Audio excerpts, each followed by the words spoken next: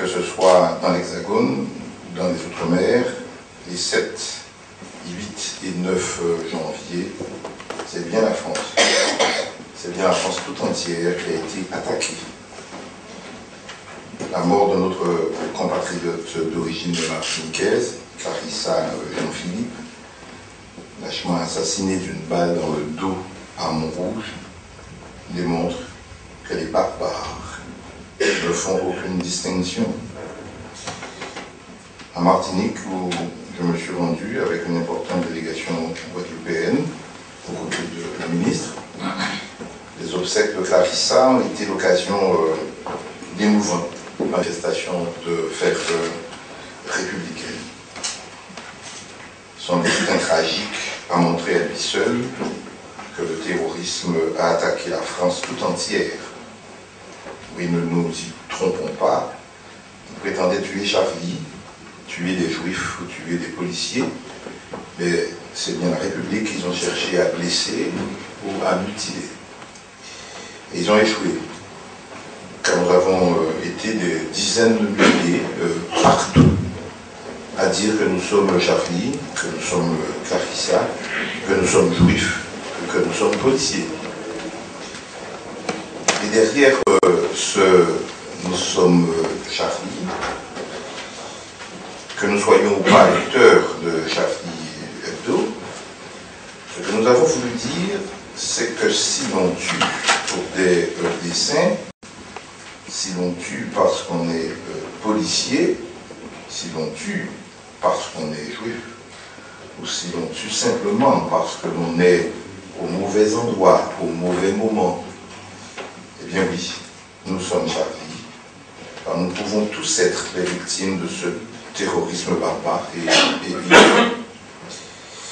Et puisque j'aurai l'occasion tout à l'heure de distinguer un certain nombre de Guadeloupéens, auxquels notre région a souhaité rendre hommage, j'ai tenu dès mon arrivée ce matin, cet après-midi pour être précis, à me rendre au chevet d'une autre...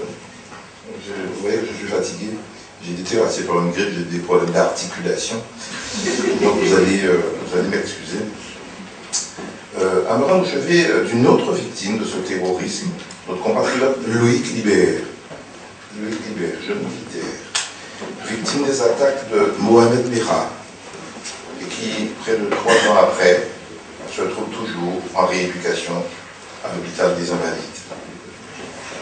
En votre nom à tous, j'ai tenu à lui faire part de l'hommage spécial de la région de Guadeloupe en ce début d'année, et à lui porter quelques réconforts après ces attaques qui l'ont ravivé, vous l'imaginez bien, une douleur terrible.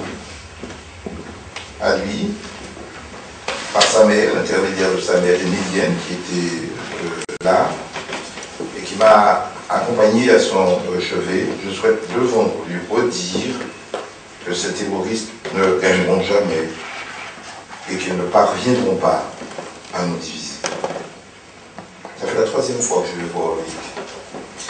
J'ai été surpris par ces résultats. Lorsqu'on sait d'où il vient, il parle, il répond au téléphone, par ses yeux, il dirige son ordinateur et il participe activement, si j'ose dire, à l'information. Il est au courant parfaitement de ce qui se passe dans le territoire et ici. Et chaque matin, il regarde François et ce qui se passe en Guadeloupe. Et ce qui est agréable, moi je l'ai vu tout au début, j'étais voir Percy, il a toute sa lucidité. Et j'avoue que la médecine et la technologie ont fait d'énormes progrès. Et c'est, si j'ose dire, réconfortant de voir un homme revenir de loin et de vous parler.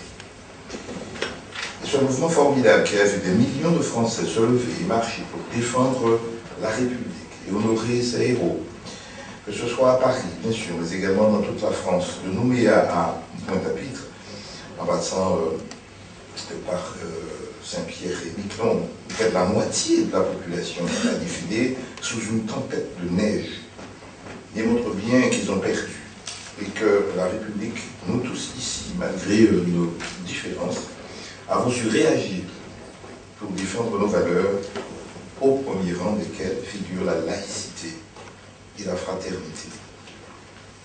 Cette laïcité et ce vivre ensemble que nous représentons si bien, nous les Outre-mer, n'est pas une défiance ou une opposition, mais au contraire une protection pour que chacun soit respecté dans son identité culturelle. On n'évoque pas souvent cela, certes, mais également identité culturelle et identité locale. Comme beaucoup ici, je suis guadeloupéen et je suis français et je suis européen. Comment faire vivre cette triple identité?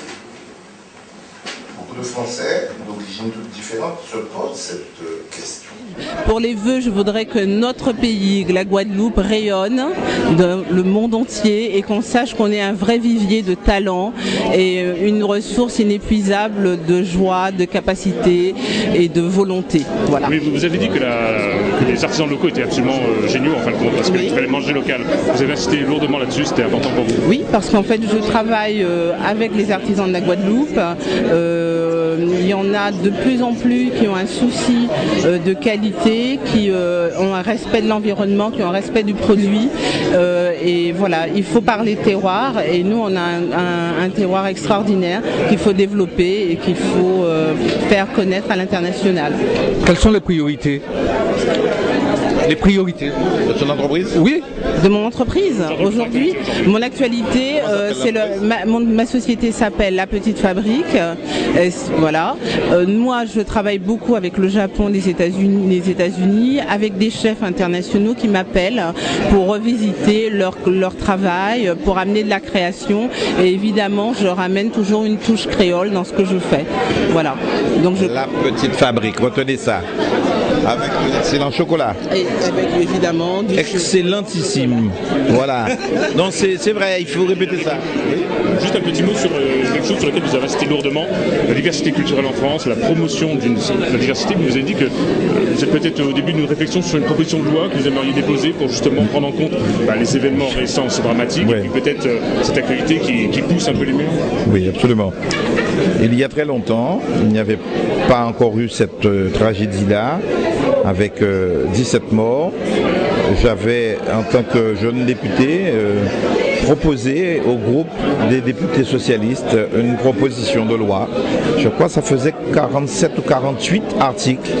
Et le débat était tellement passionné, et le Parti socialiste lui-même s'en était emparé, et on a dû abandonner, parce que les esprits n'étaient pas mûrs sur une forme de reconnaissance de la diversité culturelle, sans pour autant tomber dans la reconnaissance des droits des minorités culturelles. La France est organisée de telle manière que c'est d'abord l'unité, c'est d'abord l'indivisibilité. Et dans la vie de tous les jours, ça peut poser problème. Alors après ce qui s'est passé, il faut vraiment réfléchir quand même. Dire que bon, ça s'est fait et on recommence comme avant, peut-être, mais ce ne sera pas suffisant. Le Premier ministre a déclaré dans un mot fort qu'il y a un apartheid territorial, social, ethnique. Bon, c'est une réalité. Le mot apartheid est peut-être fort, mais il y a des ghettos, il y a un communautarisme qui se développe. Et en guise de réponse, on met en face ce qui est beau, la promesse ou les promesses républicaines. On met en face l'instrument qui est aussi une valeur, la laïcité, pour dire c'est un ferment de cohabitation, d'armistice entre les confessions. Mais dans la réalité, il y a d'autres qui sont plus égaux que d'autres. Et donc il faut réfléchir à comment faire, comment reconnaître sans pour autant tomber dans la reconnaissance des droits culturels, dans le communautarisme, comme au Canada. Ça marche apparemment, mais ce n'est pas la culture française. Comment le faire? Comment reconnaître les attributs de la citoyenneté, les attributs de la diversité, tout en restant républicain et sans sombrer dans le communautarisme?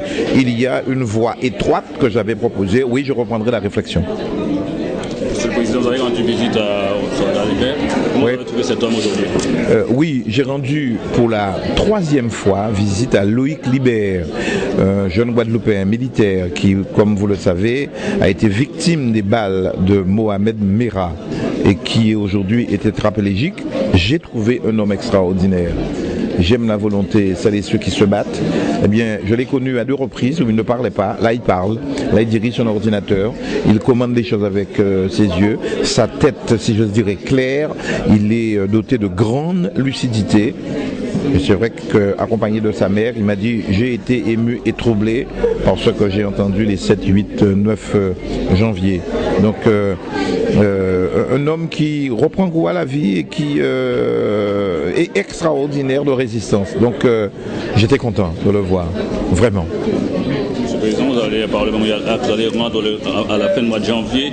Il y a aussi les béquets qui vont mettre un stèle en Guadeloupe, qui commencent à faire débat pour l'arrivée des colons en Guadeloupe, parce que ça, c'est une... Alors, j'avoue que j'aurais dû être le premier informé.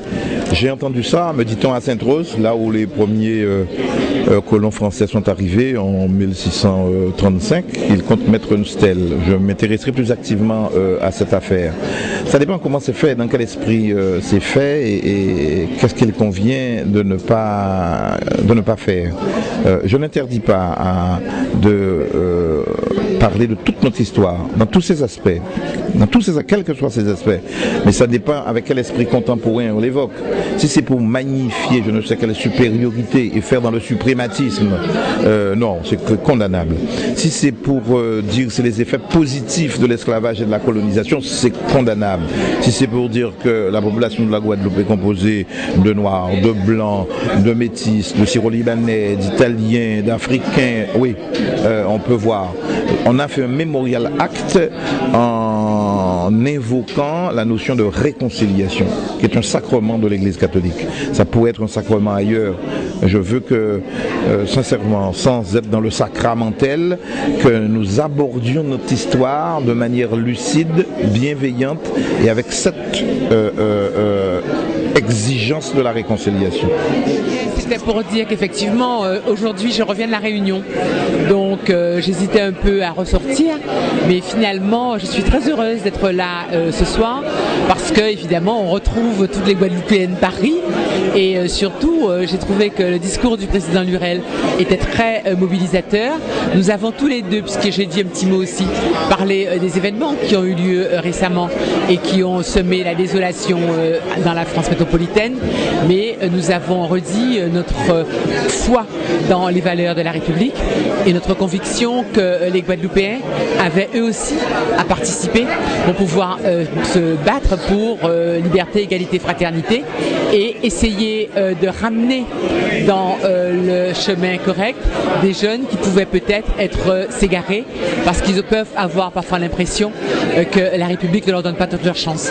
C'était redire que c'est vraiment dans le cadre de ces valeurs républicaines qu'on peut arriver à se faire entendre et avoir ses chances de grandir et ses chances de s'épanouir.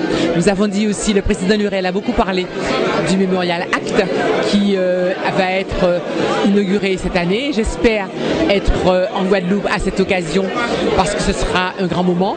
Mais je disais aussi que moi j'aurais voulu que ce projet de Cité des Outre-mer dont on parle depuis 20 ans, je puisse arriver à le faire progresser significativement cette année. Et donc à nouveau pour tous les Guadeloupéens, mes meilleurs vœux et j'espère que même si l'année a commencé d'une manière un peu difficile, eh bien au cours de l'année nous arriverons tous à vivre épanouis et sereins. Dora Détouche, je travaille avec la marque Cadalis. J'ai été récompensée sur mes travaux sur les propriétés de la banane, donc sur un prix pour la recherche. Donc je travaille en collaboration avec Madame Shirley Bio qui a créé la marque Cadalis, qui fait des produits cosmétiques sur les propriétés du bananier. Donc ces travaux de thèse que j'ai soutenus en décembre permettront le mois prochain le dépôt de 2 brevets. Donc la gamme de produits qui est sortie en 2012 a été développée à l'international puisque nous sommes présents en France métropolitaine, aux Antilles, à Londres, en Belgique et en Corée du Sud qu'on a ouvert en novembre dernier. C'est pour cela que dans le but de valoriser en fait notre développement à l'international, on recherche des soutiens de tout un chacun pour nous permettre en fait... Mais est-ce que c'est difficile d'obtenir les soutiens ? Alors, Oui et non. En fait, on a eu des soutiens pendant 3 ans, puisqu'on a été, par exemple, soutenu par l'Union des groupements de planteurs de Guadeloupe et de Martinique, qui nous a soutenus en fait avec leurs connaissances sur la banane et qui nous soutient depuis le début.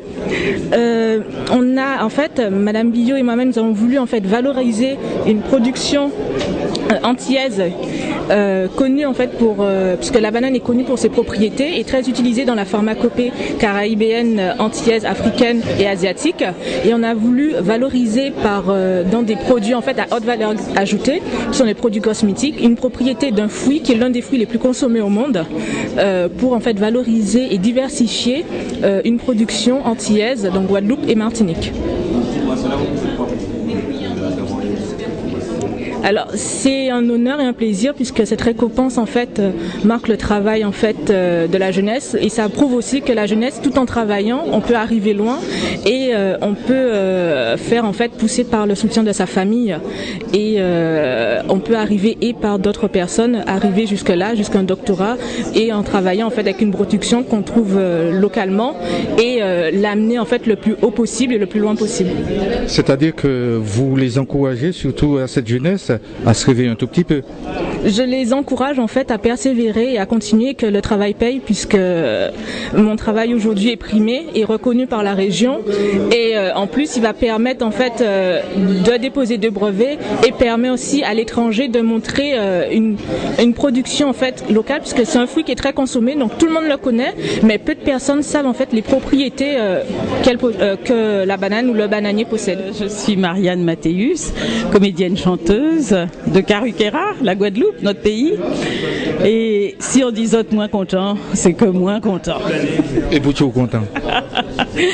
C'est un prix très important pour moi parce que c'est la première distinction que je reçois de mon pays et ça me va droit au cœur. Donc un grand merci à la région, bien sûr, puisque c'est elle l'initiatrice, au président, à toutes les personnes associées à cet événement. Et puis, que dire sinon que nous continuons. Je porte la Guadeloupe au cœur depuis que je suis enfant, j'ai envie de dire, comme beaucoup d'entre nous. Et mon travail aussi consiste à la faire connaître dès que je peux, aussi bien auprès des jeunes que des moins jeunes, dans tous les pays où j'ai eu l'occasion d'aller chanter ou jouer des rôles qui font connaître notre pays un petit peu mieux. Et j'ai envie de dire de manière un petit peu plus profonde. Quelles sont les difficultés rencontrées justement par rapport à votre métier?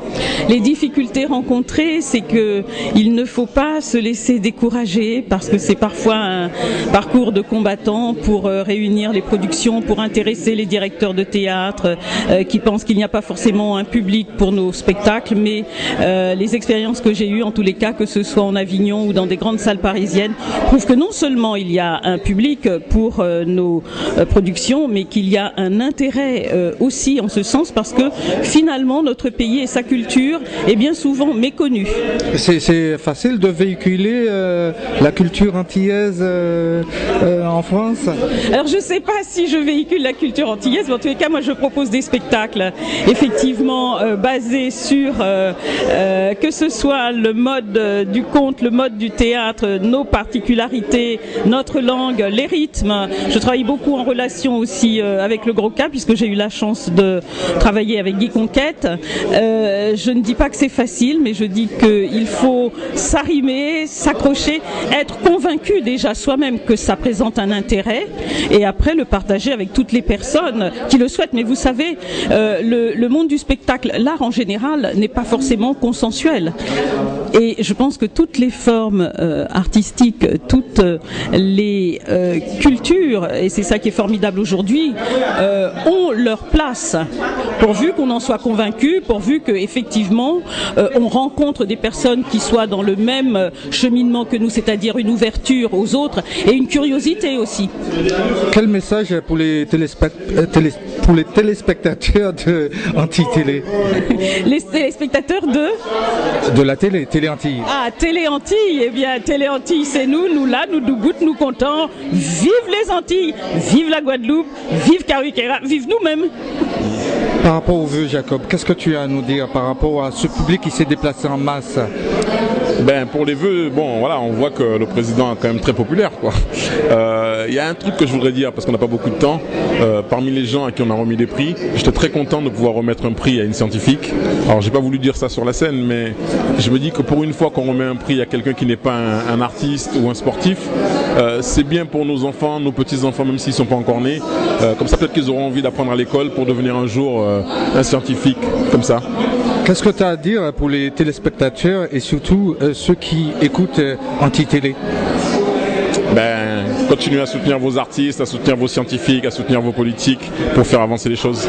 Voilà, et éduquer vos enfants. Merci à toi.